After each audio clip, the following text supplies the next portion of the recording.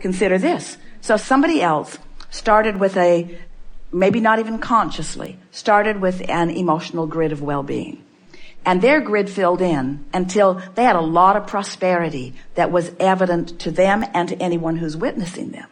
So now you wake up and you've been conjuring, you've been meditating, you've been flowing, you've been wanting to feel good. So you are a vibrational match to them. You are a vibrational match to their grid, because your grids are intertwining and interlacing.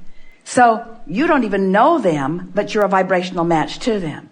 So law of attraction brings you together with their experience, their more noticeable grid. You see what they do and you hear what they say and you notice how they be. And as you observe it, now your grid is filled in more specifically too. Your grid attracted them. And depending upon how practiced your grid of well-being was, then you're not distracted with yeah buts.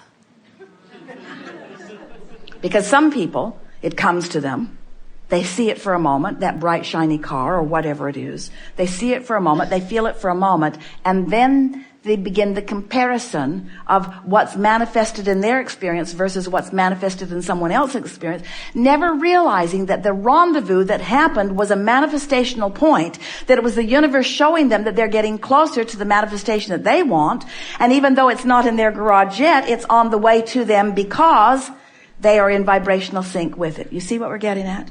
You are so intertwined. All of these lovely people that are intertwining with you.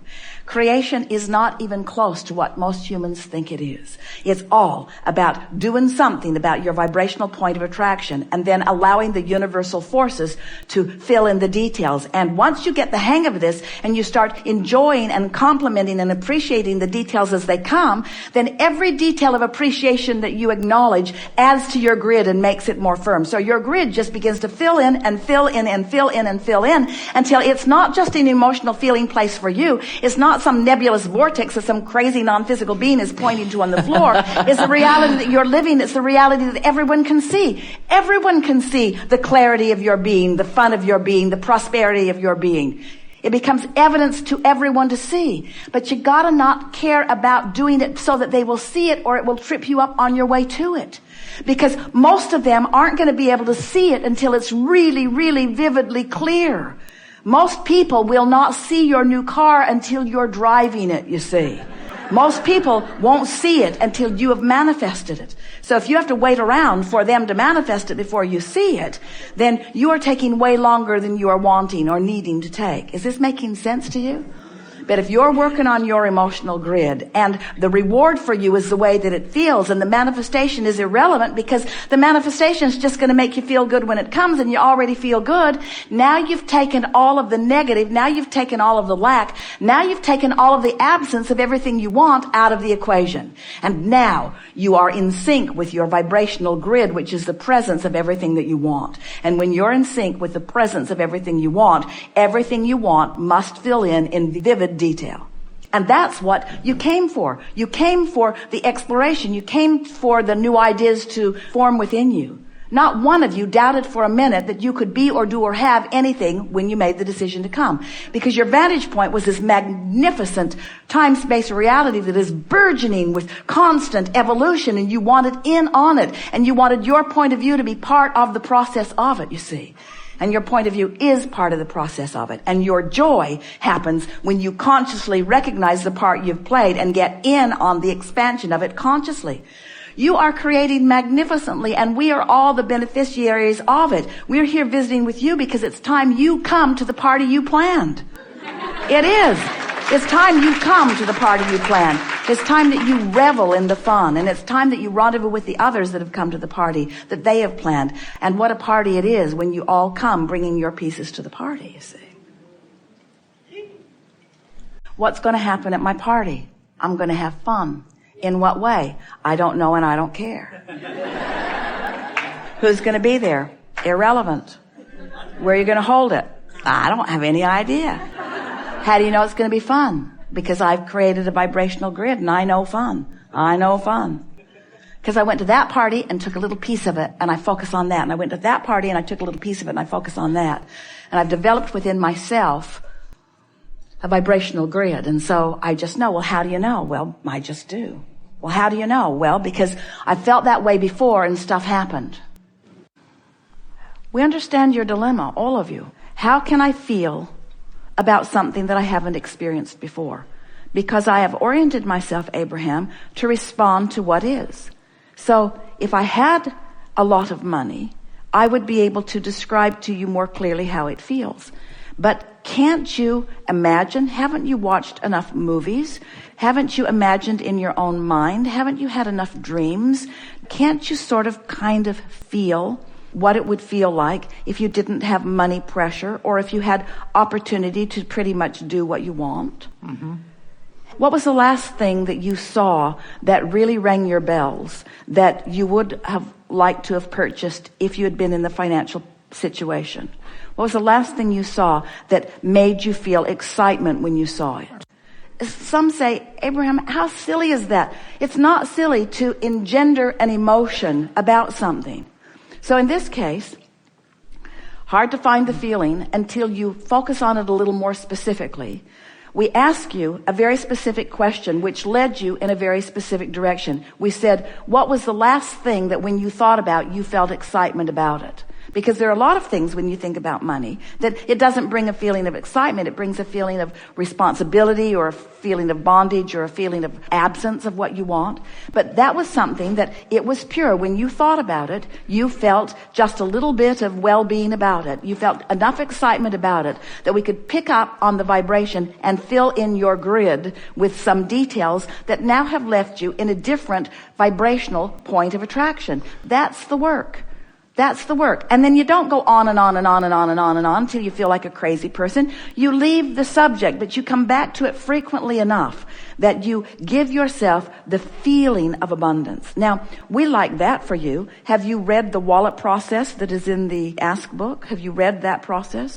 This was far better. You know what the wallet process is? Find $100 somehow, put it in your pocket, and notice how many things you could buy with $100 that day.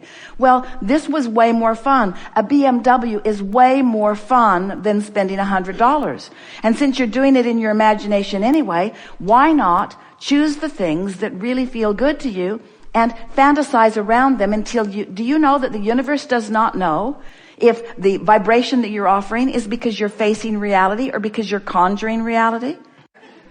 When we know the basic law, and we know that when you find the vibration that the grid will fill in, the only explanation that we have for that is that you might be doing it and then you're noticing the absence, and then you might be doing it and you're noticing the absence. So you got a grid of what you want and a grid of the absence and a grid of what you want and the grid of the absence. And what you're living is always a reflection of the dominant grid you've got going on relative to anything. So our response to you is just do it more and feel better when you do it, and do it more and feel better when you do it, and do it more and feel better when you do it, and stop talking about what's not working. It's not possible to overdo it unless it starts to feel not good when you're doing it. In other words, if you really don't believe it and you're badgering yourself with trying to cover up how you really feel with words, are you getting the point of this? This whole exercise, this whole process of the grid is to affect the way you feel. And you know, you can tell if it's working. You can feel when we're playing the game with someone in the chair. You could feel what wasn't working with him, couldn't you? And then didn't you feel it when it shifted? And don't you have enough time that you can just feel around on different subjects until you get it? You just have to care enough about shifting a little energy within yourself that you're willing to stick with it until the energy shifts. And friends, this is not a difficult thing. You shift a little energy with an exercise that might take you as much as 5 or 10 minutes, and the grid will start filling in to give you evidence of the success that you've had. In other words, you can get momentum going relatively easily. It's just a matter of caring about how you feel and believing that you are your own point of attraction. Do you believe that? Yes. Do you believe that things happen to people randomly? Not anymore. Do you believe that they are all offering a vibration and things are responding to that vibration? Yes. And do you believe that they have more control over the vibration they're offering than most are exercising? And do you believe that you have more control than you are deliberately exercising? Yes. And did you witness a shift in the way you felt just now as we were visiting? Yes. Do you think that you need Abraham to do that? Or do you think you could focus on a BMW and find that feeling yourself? I can focus. And do you think you have the ability to do it again? Yes. And do you think that when another and another, what's your favorite color of those? Blue. So when they show up as you're leaving today, when that one's there and that one's there and that one's there and that one's there and that one's there, it's in the parking lot, it's on the road with you. We want you to show yourself your power of attraction. But you can't show yourself your power of attraction if you don't deliberately conjure your point of attraction. If you don't deliberately conjure it, then when it shows up, you don't recognize that you've done it. You don't make the correlation between what you offered vibrationally and what came back to you in universal law of attraction, always equitable, fair, and accurate response. Every single time, you see. So we've been telling this story in a lot of different ways, haven't we? We say, you are much more than you know in these physical bodies, and that non-physical part of you remains non-physical even though a part of you is focused here. And while you're focused here, you're sifting and sorting and knowing what you don't want and knowing what you do want, and every time you define something that you do want, even in the throes of knowing dramatically what you don't want, in other words, you never know more clearly what you do want than when you're living what you don't want. So as you're exploring that buffet and knowing what you don't want, you're sending out a powerful rocket of desire that speaks with great specifics about what you do want. And that rocket of desire is known and held by the larger part of you as a vibrational touchstone, as a place marker, as a placeholder, as a space holder. In other words, once you expand, the source within you takes the expansion and holds it steadily for you and beams it back as a signal that you can feel in every moment. So once you've asked for something, vibrationally speaking, it is done because the larger part of you is already living it. And that's why when you focus in opposition to it, you feel lonely, fearful, worried, because you are in that moment of your physical discomfort, depriving yourself of the vibrational alignment with something that you ask for, and more important, something that you largely are. So when you start saying, oh, these bumps along the road that I'm feeling matter, when I feel negative emotion, it matters, it's an indication to me that I could focus myself into alignment if I cared about alignment. Do you? Do you care about alignment? Do you care about your clarity? Do you care about this moment in time being all that it can be? There have been many teachers that have been talking about being present in the moment. It was the thing that Jerry was most excited about as he was reading the Seth material. Two things. You create your own reality. He said, huh? How can that be? I create my own reality I want to know more about. So we spent many, many years talking about that. Your point of power is in the present, Seth said. Jerry wanted to know about that. What does that mean? And what it means is, here you are, right here and now, with the ability to focus. And when you do, one of two things is happening, and not much gray area in between, really. In your focus, you're focusing in a way that includes the whole of you, or you're focusing in a way that excludes.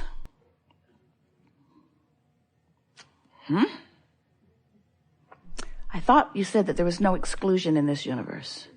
I thought you said that it was all about attraction.